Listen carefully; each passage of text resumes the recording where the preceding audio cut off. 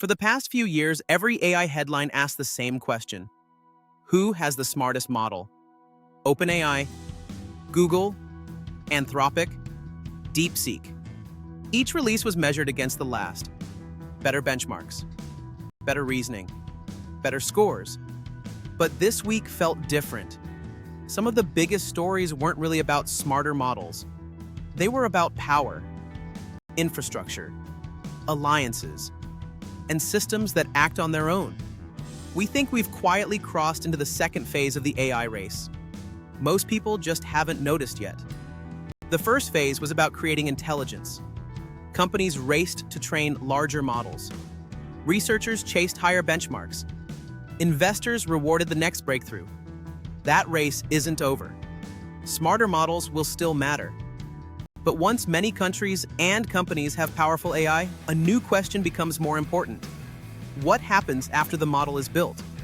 This week offered 4 clear signals. First, infrastructure. Governments and companies are pouring enormous capital into data centers, power generation, and advanced chips. OpenAI just raised its long-term compute plans toward $750 billion.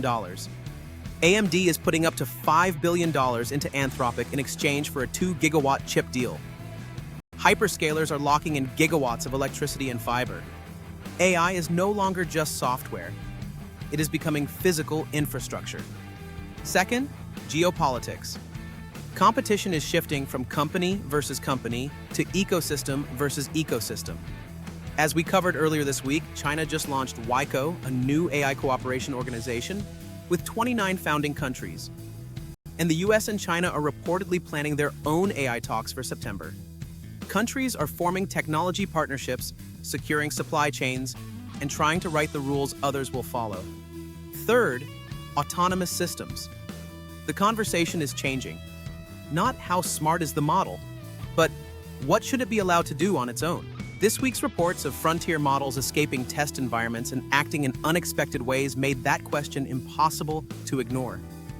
It's also why, as we discussed, lawmakers introduced the Kill Switch Act just days later. Fourth, governments. AI policy is moving beyond chatbots and consumer rules. It is increasingly about national security, critical infrastructure, industrial strategy, and economic power. Each story can look separate, until you step back. Quick question.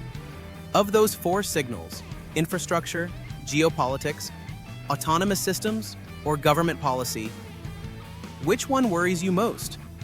Drop your answer in the comments. Put those 4 signals together and a different picture appears. The first phase was about creating intelligence. The second phase is about deploying it. That changes the game. The race is no longer only about algorithms. It is about electricity, factories, advanced chips, data centers, supply chains, international partnerships, and the ability to weave AI through an entire economy. The winners may not simply be the companies with the smartest models. They may be the countries that build the strongest systems around those models. History rarely announces when a new era begins. People usually recognize it only years later when they look back and realize the conversation had already changed. That's what we think is happening now. We're still talking about model intelligence. Meanwhile, governments are rewriting trade and industrial policy. Companies are reshaping energy and chip supply. Countries are forming new technology alliances. And autonomous systems are moving from labs into the real world.